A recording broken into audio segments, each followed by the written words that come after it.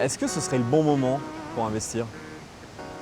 Non, moi je garderai mon argent là pour le moment.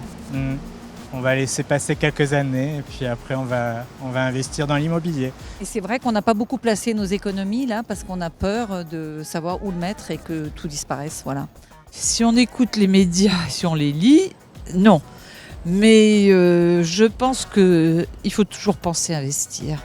Il faut toujours se projeter malgré tout et rester optimiste parce que sinon tout s'arrête. Je ne mettrai pas en banque au niveau de l'épargne, mais j'investirai au niveau de l'immobilier.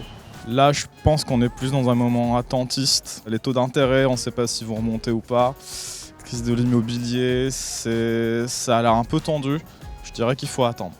Chaque contexte est propice à des opportunités différentes. Pour moi, il n'y a pas forcément de mauvais moment pour investir. Simplement investir sur les bons créneaux, savoir les identifier. Est-ce le bon ou le mauvais moment pour investir?